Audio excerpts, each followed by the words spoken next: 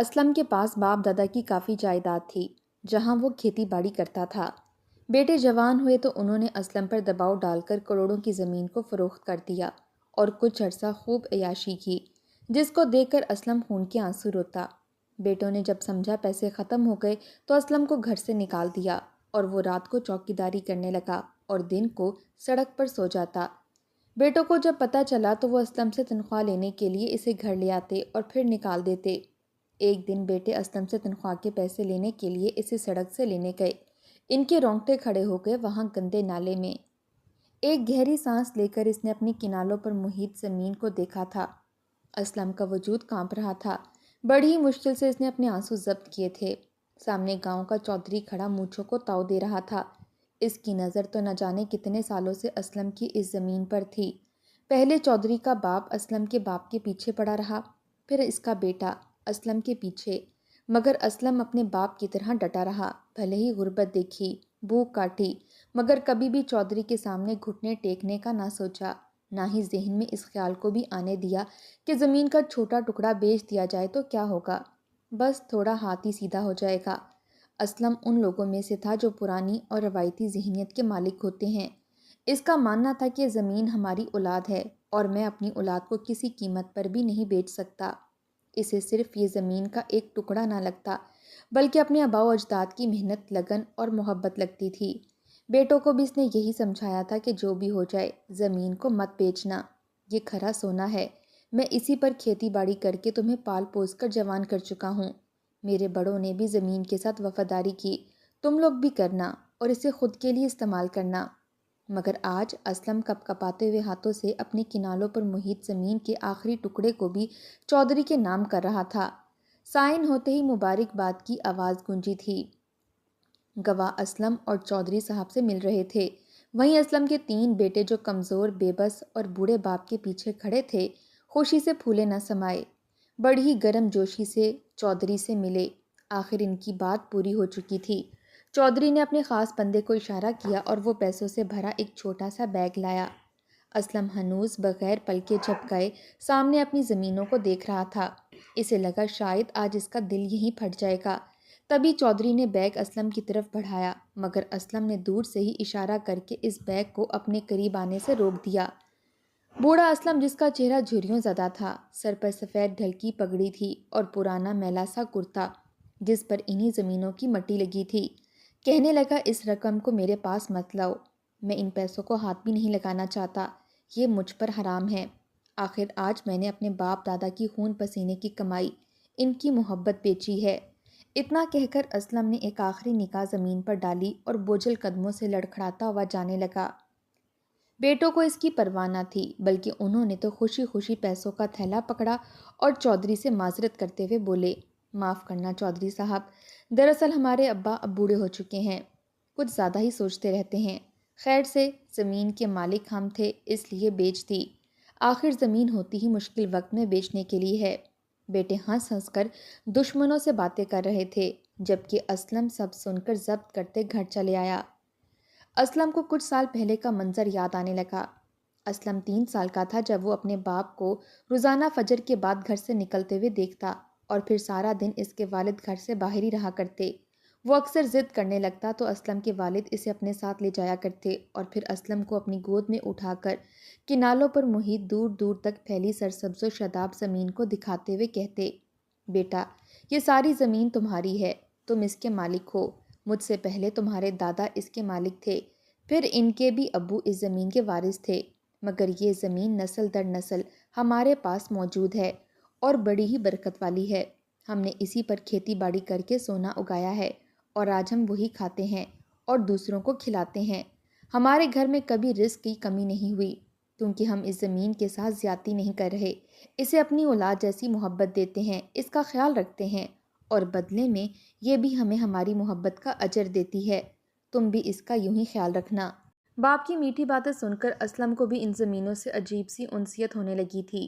وہ لوگ موسم کے لحاظ سے کبھی گندم تو کبھی چاول اگایا کرتے تھے، بعض دفعہ مکی کی کھیت بھی کچھ حصوں پر ہوتی اور کچھ زمینوں پر خوبصورت باغ جو کہ اسلم کی ہی فرمائش پر اس کے والد نے اگایا تھا، جہاں کئی قسموں کے پھلدار پودے لگائے گئے تھے۔ جیسے ہی ان درختوں پر پھل لگا کرتا تو اسلم اپنے دوستوں میں وہ سارے پھل مفت میں بانٹا کرتا۔ اس نے آج تک ان پھلوں کے کسی سے پیسے نہیں لیے تھے۔ بلا جھجک کوئی بھی اس باغ میں چلا آیا کرتا۔ جیسے جیسے اسلم بڑا ہوتا گیا تو اس وقت پڑھائی کا اتنا رواج نہ تھا۔ اس نے 8ویں جماعت تک کی گاؤں کے سرکاری اسکول سے تعلیم حاصل کی تھی۔ 8ویں جماعت کے بعد جنہوں نے پڑھائی کرنی ہوتی انہیں شہر جانا پڑتا۔ اسلم کے دوست جب شہر پڑھنے کے لیے جانے لگے تو وہ بھی کہنے لگا کہ مجھے بھی شہر جا کر پڑھائی کرنی ہے، اپنے دوستوں کی طرح بڑا افسر بننا ہے۔ مگر اس کے والد کہنے لگے کہ اگر تم شہر چلے گئے تو میں زمین کو اکیلا کیسے سنبھالوں گا؟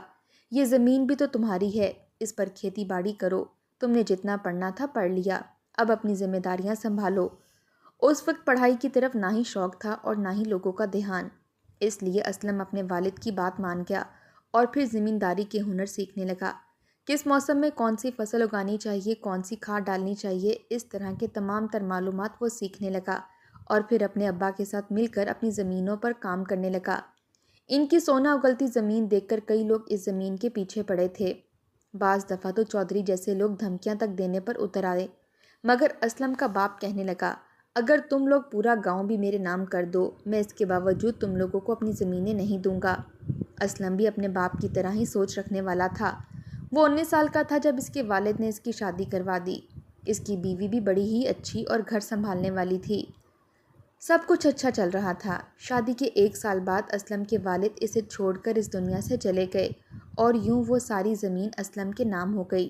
مگر جاتے جاتے باپ کی وصیت اسے یاد تھی کہ ان زمینوں کا خیال رکھنا، انہیں اپنی اولاد کی طرح سنبھال کر رکھنا اور اپنی اولاد کو بھی یہی سکھانا کہ زمین کبھی بھی نہ بیچے، اسے اپنے کام میں لائے۔ اگر وہ اس پر ہل نہیں چلانا چاہتے، فصل نہیں اگانا چاہتے تو کچھ ایسا کریں کہ یہ زمین انہیں فائدہ دے، مگر بیچنے کی غلطی ہرگز نہ کریں۔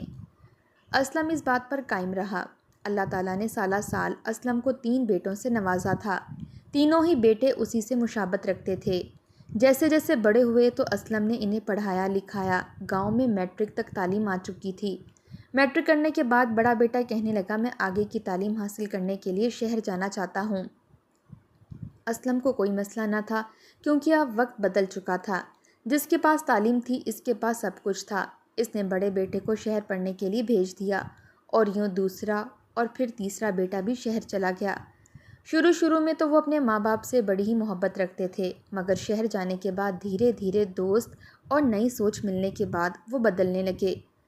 اسلم کے پاس بے تحاشا زمینیں تھیں، مگر وہ لوگ سادگی سے زندگی گزارتے تھے۔ لوگوں کی مدد بھی کرتے مگر کبھی فضول خرچی نہیں کرتے تھے۔ اتنا ہی اپنے پاس رکھتے جو ضرورت پڑ سکتا۔ کالج اور پھر ہاسٹل میں اسلم کے بیٹوں کے دوست جب فضول خرچیاں کرتے اور اپنی من پسند چیزوں کے مزے اڑاتے تو یہ للچائی نظروں سے انہیں دیکھتے رہ جاتے۔ وہ سب اپنے اپنے باپ دادا کے کاروبار اور جائیداد کے بارے میں بتاتے۔ ان کی نسبت جب اسلم کے بیٹے اپنی زمینوں اور مربوں کے بارے میں بتاتے تو ان کی آنکھیں پھٹی کی پھٹی رہ جاتیں۔ کچھ تو یقین کرنے سے ہی انکار کر دیتے، کہتے کہ اگر تم لوگ اتنی ہی زمینوں والے ہو تو تم لوگوں کو کبھی ایسے رنگ ڈھنگ میں نہیں دیکھا جیسے کہ تم لوگوں کو ہونا چاہیے۔ تمہارے والد تو کافی کنجوس ہیں جو تم لوگوں کو اتنا سب ہونے کے باوجود کنجوسوں کی طرح بھیک میں تھوڑی تھوڑی رقم دیتے ہیں۔ یہ ایسی باتیں تھیں جو بیٹوں کے دماغ پر اثر کرنے لگیں۔ دھیرے دھیرے وہ اپنے والد سے زیادہ پیسے مانگنے لگے۔ اپنے خرچوں کا ذکر کر کے ہزاروں روپے منگوا لیا کرتے۔ اسلم کو پہلے تو کوئی مسئلہ نہ ہوا، مگر جب دیکھنے لگا کہ بیٹے ہر ہفتے اس سے ہزاروں روپے منگوانے لگے ہیں تو ایک روز وہ بیٹوں کو فون کر کے ڈانٹنے لگا۔ کہنے لگا کہ تم لوگ کیوں فضول خرچیاں کر رہے ہو؟ تم لوگوں کی پڑھائی کی فیس تو بس 6 ماہ بعد ہی ادا کرنی ہوتی ہے۔ تم لوگوں کی ضروریات کے پیسے میں ہر مہینے تم لوگوں کو دے دیتا ہوں، پھر یہ اتنے خرچے کیوں آ رہے ہیں؟ اس بات پر بیٹے باپ سے جھگڑ پڑے تھے۔ کہنے لگے اتنے پیسے اور زمینوں کا آپ نے کیا کرنا ہے؟ آخر یہ استعمال کے لیے ہی تو ہوتی ہیں۔ یہاں پر سب لوگ اپنی مرضی کی چیزیں لے کر کھاتے ہیں، دوستوں کے ساتھ پارٹی کرتے ہیں، اور ہم کیا سب کا منہ دیکھتے رہیں؟ بیٹوں کی باتیں سن کر اسلم خاموش ہو گیا۔ بیٹے پڑھائی کر کے واپس گاؤں آئے تو کہنے لگے ہم اچھے نمبروں سے پاس ہوئے ہیں، ہمیں فرسٹ ڈویژن ملی ہے اور ہم جلدی نوکری ڈھونڈیں گے۔ باپ بھی بڑا خوش ہوا، مگر اس بات سے انجان تھا کہ اس کے بیٹوں نے صرف پہلے سال ہی اچھی محنت کی تھی۔ اس کے بعد نالائق دوستوں کے ساتھ وقت ضائع کر کے وہ 3rd ڈویژن بھی حاصل نہیں کر پائے تھے۔ جب اسلم کو اس بات کی خبر ملی تو وہ بڑا ہی دکھی ہوا۔ بیٹوں کو ڈانٹا، کہنے لگا کہ تم لوگوں نے شہر میں اتنے سال یوں ہی برباد کر دیے اور پیسے الگ ضائع کیے۔ اگر یہی کرنا تھا تو واپس گاؤں چلے آتے، یہاں رہ کر کھیتی باڑی کرتے، کم از کم 2 پیسے تو ہاتھ میں آتے۔ الٹا میری سالوں کی محنت کو تم لوگوں نے عیاشیوں میں اڑا دیا۔ اسلم کو لگا تھا کہ اگر وہ اپنے بیٹوں کو ڈانٹے گا تو ان میں کچھ سدھار آئے گا، مگر ایسا ہرگز نہ ہوا۔ وہ لوگ تو اپنی سوچ ہی بدل چکے تھے۔ وہ لوگ اسلم کی طرح ہرگز نہیں سوچتے تھے۔ جب بھی اسلم انہیں زمین کی محبت اور اس پر کام کرنے کا کہتا تو وہ فوراً جی چرا جاتے۔ وہ ایک کان سے سن کر دوسرے کان سے نکال دیتے۔ ان کا تو یہی ماننا تھا کہ وہ کسی طرح پیسے اکٹھے کریں اور پھر اس ملک کو ہی چھوڑ کر دوسرے ملک چلے جائیں۔ مگر دوسرے ملک جا کر کرتے بھی کیا؟ ان کے پاس نہ تو کوئی ہنر تھا اور نہ ہی پڑھائی، مگر فی الحال اپنے دوستوں اور یاروں کی باتیں سن سن کر یہی رٹ لگا رکھی تھی کہ وہ لوگ دوسرے ملک جا کر کمائیں گے۔ تینوں نے کہا کہ ہم ایک ساتھ ہی دوسرے ملک جائیں گے، تو اسلم بھی پریشان ہو گیا۔ بوڑھے ماں باپ بچوں کو دیکھنے لگے، کہنے لگے کہ تم تینوں ایک ساتھ وہاں کیسے جا سکتے ہو؟ اگر خدا نہ خواستہ تم لوگوں کو کام نہ ملا تو بڑی پریشانی ہوگی۔ پہلے ایک بیٹا چلا جائے، جب وہ وہاں سیٹ ہو جائے تو پھر دھیرے دھیرے باقی دونوں بھی وہیں چلے جانا اور نوکریاں کرتے رہنا۔ مگر تینوں بضد تھے کہ نہیں، ہم جائیں گے تو ایک ساتھ ہی جائیں گے۔ اسلم نے بیٹوں کی ضد سنی تو سوچ میں پڑ گیا، کہنے لگا کہ میں اتنے پیسے کہاں سے لاؤں گا جو تم تینوں کے لیے باہر جانے کا بندوبست کر سکوں۔ اسلم سوچ میں پڑ چکا تھا، مگر تبھی سب سے چھوٹا بیٹا کہنے لگا، ابا اتنی زمینیں ہیں، زمینوں کا ایک ٹکڑا بیچ دیں گے تو کیا ہو جائے گا؟ ہمارے باہر جانے کے لیے پیسے بن جائیں گے۔ اسلم نے یہ سنا تو اس کے رونگٹے کھڑے ہو چکے تھے۔ وہ پہلی مرتبہ اپنے بیٹے سے اس قدر غصے سے بولا تھا۔ کہنے لگا کہ تم نے سوچا بھی کیسے کہ میں اس زمین کو بیچوں گا؟ وہ مجھے بالکل ایسی ہی عزیز ہے جیسے تم لوگ۔ کسی بھی قیمت پر میں اس زمین کو نہیں بیچنے والا۔ مگر جب بیٹوں نے بار بار اسے سنہری خواب دکھائے اور کہا کہ وہ یہی زمین اسے واپس دلوا دیں گے، تو بیٹوں کا دباؤ دیکھ کر اسلم کو ماننا پڑا۔ اس نے بیٹوں کی خاطر اس زمین کے ٹکڑے کو بیچنے کا فیصلہ کر لیا، مگر چاہ کر بھی خود کو اس قدم کے لیے منا نہیں پا رہا تھا۔ تبھی بڑا بیٹا بولا، رہنے دو بھائیوں، باپ کو ہم سے زیادہ اس زمین سے محبت ہے۔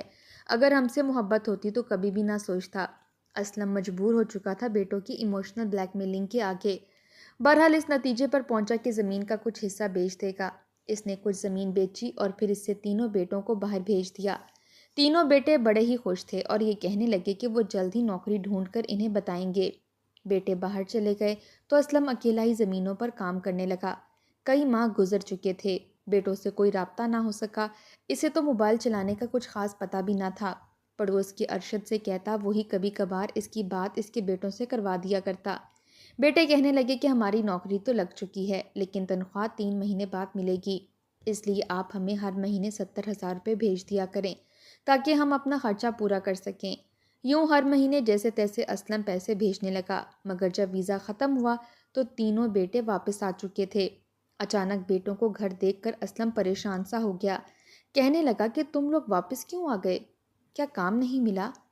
تینوں بیٹے بہانہ بناتے ہوئے رونے لگے، کہنے لگے کہ ہم نے کوشش تو بہت کی تھی مگر کام ہی نہیں ملا، اور جہاں کام ملا وہاں تنخواہ اتنی کم تھی کہ گزارا ہی نہ ہو سکا، اس لیے ہم واپس آ گئے۔ اب سوچ لیا ہے کہ آپ کے ساتھ رہ کر زمینداری کریں گے اور آپ کا ہاتھ بٹائیں گے۔ اسلم پریشان سا ہوا تھا، مگر اب کیا کر سکتا تھا؟ زمین کا ایک حصہ تو اس کے ہاتھ سے جا چکا تھا اور بیٹے بھی بے روزگار تھے۔ آخر اس نے اس میں ہی مصلحت جانی اور بیٹوں کے ساتھ مل کر کھیتی باڑی کرنے لگا۔ انہی دنوں اس کی بیوی بھی بیماری کی حالت میں دنیا سے رخصت ہو گئی۔ بیوی کے جانے کے بعد اور پھر بیٹوں کی طرف سے پریشانی نے اسے بیمار کر دیا تھا۔ جب وہ بیٹوں کو یوں بے روزگار دیکھتا اور ہر بات میں زمینوں کا ہی تذکرہ کرتا دیکھتا کہ کسی طرح باپ سے یہ زمینیں بیچ دے اور انہیں شہر میں کوئی کاروبار لگوا دے، تو وہ پریشان ہو جایا کرتا۔ بیٹے اسی کوشش میں لگے تھے کہ کسی طرح اپنے باپ کی سوچ بدل سکیں تاکہ وہ یہ زمینیں بیچ دے اور ہم یوں ہی گھر بیٹھ کر سکون سے زندگی گزار سکیں۔ دھیرے دھیرے بیٹوں نے ایسے پینترے آزمائے کہ اسلم بھی بیٹوں کی باتوں میں آتا چلا گیا، اور پھر گاؤں کے چودھری کو، جس کی کب سے ان زمینوں پر نظر تھی، اس کو اپنی زمینیں بیچتا چلا گیا۔ جب بھی زمین کا کوئی حصہ بیچتا تو اپنے ابا کی روح کو یاد کر کے معافی مانگتا۔ وہ ایسا کرنا تو نہیں چاہتا تھا، مگر مجبوری تھی، بیٹوں کی خاطر کرنا پڑ رہا تھا۔ وہ وقت بھی آ گیا جب اس کے پاس صرف زمین کا ایک ٹکڑا ہی بچا تھا۔ بیٹے کہنے لگے، ہم اس سے ایک منافع بخش کاروبار شروع کریں گے اور اس دفعہ یقین ہے کہ ہمیں منافع بھی ہوگا، ہم نقصان نہیں اٹھائیں گے۔ بس پھر کیا تھا، زمین کا آخری اہم ٹکڑا بھی بیٹوں نے چودھری کے ہاتھوں بکوا دیا۔ وہ دن اسلم کے لیے بڑا ہی دکھی دن تھا۔ وہ خالی خالی نظروں سے اپنی ان زمینوں کو دیکھنے لگا، جن پر کبھی باغ تو کبھی سنہری سونا اگلتی گندم ہوا کرتی تھی، مگر اب تو وہاں پر نہ جانے چودھری کیا کرتا۔ یہ سب اسلم کے لیے بڑا ہی دکھی تھا۔ اس نے ان پیسوں کو ایک نظر بھی نہیں دیکھا تھا۔ آج سے پہلے بھی اسے جتنے پیسے ملے تھے، اس نے 1 روپے کو بھی ہاتھ نہیں لگایا تھا، سب کچھ بیٹوں کے حوالے کر دیا تھا۔ آج زمین کا آخری ٹکڑا بھی بیچ کر وہ گھر آیا۔ بیٹے پیسے دیکھ کر خوش تھے، ہنس ہنس کر کہنے لگے کہ کچھ مہینوں تک ہم مزید عیاشی کر پائیں گے، اس کے بعد دیکھی جائے گی کہ کیا کرنا ہے۔ بیٹوں کو دیکھ کر اسلم کہنے لگا کہ دیکھو بیٹا، میرے پاس میرے باپ دادا کی زمین ہی تھی جو میں نے تم لوگوں پر نچھاور کر دی ہے۔ اب اس سے کاروبار کرو اور اپنا نام کماؤ، میں اب تم لوگوں کو کامیاب ہوتا دیکھنا چاہتا ہوں۔ بیٹے نے کہا، ہاں ہاں کیوں نہیں، اور ایک مرتبہ پھر ان پیسوں پر عیش کرنے لگے۔ اسلم اکثر بیمار رہنے لگا تھا۔ وہ پائی پائی کے لیے بیٹوں کا محتاج ہو گیا، کیونکہ اب زمین تو رہی نہ تھی جہاں پر جا کر کھیتی باڑی کرتا اور پیسے کماتا۔ بیٹوں نے جب باپ کے خرچے دیکھے تو ایک روز سب نے مل کر باپ کو گھر سے نکال دیا۔ کہنے لگے کہ ہمارے پاس اتنے پیسے نہیں رہے جو ہم تمہارے خرچے اٹھاتے پھریں، اس لیے بہتر ہے کہ تم اپنا بندوبست خود کر لو۔ اسلم کی آنکھوں میں آنسو تھے۔ وہ انہیں یاد دلانے لگا کہ اس نے کیسے اپنے بچوں کی پرورش کی تھی، مگر وہ کہنے لگے، ہر ماں باپ ہی بچوں کی پرورش کرتے ہیں، آپ نے کوئی دنیا سے ہٹ کر کام نہیں کیا۔ مجبوراً اپنا پیٹ پالنے کی خاطر اسلم نوکری ڈھونڈنے لگا۔ اسے ایک اسکول میں چوکیداری کی نوکری مل چکی تھی۔ وہ دن کے وقت وہاں چوکیداری کیا کرتا اور رات کو وہیں دیوار سے ٹیک لگائے تو کبھی لیٹ کر سڑک پر سو جایا کرتا۔ جو بھی اسے مہینے بھر کی تنخواہ ملتی، اس سے وہ کھا پی لیا کرتا اور اپنی دوائیاں لیتا۔ بیٹوں کے پاس موجود پیسے بھی بالکل ختم ہونے کو تھے۔ جب انہیں پتہ چلا کہ باپ اسکول میں چوکیداری کر رہا ہے تو بڑے حیران ہوئے۔ کہنے لگا، ابا بھی کس مٹی کے بنے ہیں، ساری زندگی محنت کرتے رہے اور ابھی بھی کیسے اپنے لیے نوکری ڈھونڈ لی، ہمیں تو ایسی نوکری نہیں ملتی، ابا تو بڑا ہی خوش قسمت ہے۔ یہ کہہ کر ایک روز وہ ابا کے پاس گئے اور اس سے معافیاں مانگنے لگے۔ باپ بھی سمجھا کہ شاید بیٹوں کو عقل آ گئی ہے اور وہ سدھر چکے ہیں، وہ اسے گھر لے آئے، مگر اگلے ہی دن سے بیٹوں نے ایک مرتبہ پھر باپ سے زبردستی اس کی تنخواہ لینا شروع کر دی۔ یہ دیکھ کر اسلم بڑا پریشان ہوا، اس میں تو اب اتنی طاقت ہی نہ تھی، نہ ہی اس سے اب اس کے بیٹے ڈرتے تھے۔ وہ ہر مہینے جو بھی کماتا اس کے بیٹے زبردستی اس سے پیسے چھین کر لے جاتے۔ اسلم کو تو حیرت ہو رہی تھی، آخر اس سے ایسی کون سی غلطی سرزد ہو چکی ہے جس کی وجہ سے آج اس کی اولاد اس کے ساتھ ایسا سب کر رہی تھی۔ اس نے تو نہ کبھی اپنے دادا اور نہ ہی کبھی اپنے باپ سے بدتمیزی کی تھی، تو بھلا اس کی اولاد اس کے ساتھ اتنی بے وفا کیسے ہو سکتی تھی؟ وہیں بیٹے سارا دن آوارہ گھومتے رہتے اور ان پیسوں سے مفت کی روٹیاں توڑتے رہتے۔ گاؤں والوں نے جب اسلم کی حالت دیکھی تو انہیں اس پر بڑا ترس آیا۔ وہ لوگ اس کے تینوں بیٹوں کو سمجھانے لگے، کہنے لگے کہ بیٹا، یہ تم لوگوں کا باپ ہے، تم لوگ کیوں اس کے ساتھ ایسا کر رہے ہو؟ اسے اپنے گھر میں رکھو، اس کے آخری دن ہیں، تم لوگ کیوں باپ کی تذلیل کر کے گناہ کما رہے ہو سکتا ہے باپ کی قدر کرو تو تم لوگوں کے روزی کے در بھی کھل جائیں۔ مگر بیٹوں کو یہ کون سمجھاتا؟ جیسے ہی پیسے ختم ہونے لگتے تو بھوکے بھیڑیوں کی طرح باپ کے پاس آتے اور بدتمیزی سے کہتے کہ جو بھی پیسے ہیں ہمیں دو۔ کیسے باپ ہو، تمہارے بیٹے بھوکے ہیں اور تم یہاں عیش کر رہے ہو۔ ایک مرتبہ جب اسلم نے اپنے پاس موجود 3-4 ہزار روپے دینے سے انکار کر دیا تو تینوں بیٹوں نے رات کے اندھیرے میں باپ کو خوب مارا۔ اسلم پہلی مرتبہ سسک سسک کر رونے لگا، کہنے لگا کہ خدا انصاف ضرور کرے گا، تم لوگ تبھی آج تک کامیاب نہیں ہو سکے کیونکہ تم لوگوں کے دل میں کھوٹ تھی، میں تم لوگوں کو کبھی بھی معاف نہیں کروں گا۔ وہ تینوں بیٹے باپ سے پیسے لے کر گالیاں دیتے وہاں سے جا چکے تھے، جبکہ اسلم وہیں بیٹھا کتنی ہی دیر یہ دعا کرتا رہا کہ بس میری مدت پوری ہو چکی ہے، میرے رب اگر ہو سکے تو مجھے اپنے پاس بلا لے، میں اب مزید یہاں نہیں رہ سکتا۔ اگلے روز بیٹوں کے دل میں خیال آیا کہ کیوں نہ ابا کو گھر لے آئیں، اس طرح گاؤں والے بھی ہمارے خلاف باتیں نہیں کریں گے اور ابا کے پاس جو پیسے آئیں گے ہم اس سے گھر میں ہی اس سے ہتھیار لیا کریں گے۔ اس سوچ کی آنی تھی کہ وہ صبح ہی صبح باپ کو زبردستی لے جانے کے لیے گھر سے نکلے، مگر جب اسکول کے باہر پہنچے تو لوگوں کا مجمع اکٹھا دیکھا۔ لوگ چہمنگویاں کر رہے تھے۔ جب وہ مجمع کو ہٹاتے آگے بڑھے تو یہ دیکھ کر ان کی روح لرز چکی تھی کہ ان کا باپ وہیں سڑک کنارے نالے کے پاس مرا ہوا تھا۔ اس کی لاش کو فوراً ہسپتال پہنچایا گیا تھا، جہاں یہ رپورٹ میں آیا کہ اسلم کو ہارٹ اٹیک آیا تھا۔ یہ دیکھ کر بیٹوں کو تھوڑی بہت شرمندگی ہوئی۔ انہوں نے باپ کی تدفین کر دی اور واپس گھر چلے آئے، مگر اب تو ان کے پاس 1 روپیہ بھی نہیں بچا تھا۔ سب کچھ بیچ چکے تھے، اب بچا تھا تو صرف یہ گھر۔ اگر اس کو بھی بیچ دیتے تو کہاں رہتے؟ گاؤں والوں کا کہنا ہے کہ کچھ عرصے بعد ان بیٹوں نے اس گھر کو بھی بیچ دیا اور نوکریاں ڈھونڈنے لگے، مگر حالت یہ تھی کہ کوئی انہیں مزدوری کے لیے بھی نہیں رکھ رہا تھا۔ آخر کو یوں ہی در در بھٹک کر وہ لوگ باپ کی قبر پر پہنچے اور معافیا مانگنے لگے۔ چودھری کے پاس گئے تو چودھری نے بھی دھتکار دیا۔ تینوں بھائی ایک ایک کر کے دنیا سے کوچ کر گئے۔